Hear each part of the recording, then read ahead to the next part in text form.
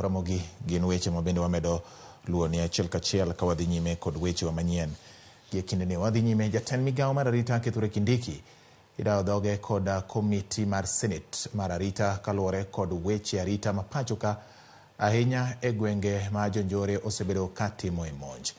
Kindiki en jatend migao mabende osebedo kaluore e gwenge mopogore opogore ahinya mag nyandwat mar Oka kaachiel kod nyandwat ma ugwe mar piny Kenya mondo mi oyango kenge ma piny owacho keto e thiro timbe mag njore ma osebedo ka kelo achiedh nade okara ne jodak makono kende kata mana jok mabende nyalo keto chenro mag ohala kaachiel kod keto mwandugi e gwenge ma wechego osebedo ka kelo e rochruok mag arita. Wawinjane kaka weche chalo e od burano mar senet ma dayo dho jatend migao mar arita Kithure Kindiki. Spirited theft feeling is when they succeed, when they take it to the destination they intended without interception. So when they are intercepted and not succeed, they will take time to regroup again and to be able to take another action. So that thing should really be enhanced. And then from our experience in West Pokot, the security personnel at night and checking every vehicle, lorry, whatever, at night, or even come to a prohibition of no lorry taking animals at night. And if there is a lorry going at night, they must check. And then they even went as far as having intelligent people working with the issuance of licenses to see if there is any veterinary officer who is colluding such that a wrong person is permitted to take cows in form of being a trader or that kind of a person, a dealer. But the whole issue now goes into sensitization within a village, because these people do not have tribes.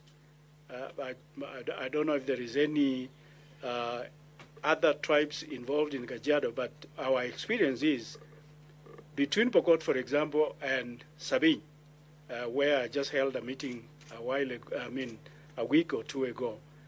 There is the thieves themselves do not see Sabine. The Sabine help Pokot to steal from their neighbors, and the Pokot helps Sabine to come and steal from Pokot neighbors. So they collude and lead a cattle thief to go and take a cow of so and so, or two or three, and then drive it. We no longer have the issue of lorries now, but they drive one cow or two cows to a market somewhere. But now, because we are at the border, whoever is selling a cow now has to bring a witness from his village that will say, yes, this is the cow of so-and-so. And if they are caught to be lying, both of them will go to jail. So if we take it that far to the village, first of all, the village should make sure that they don't succeed. But if they do, then they follow it all the way to the market.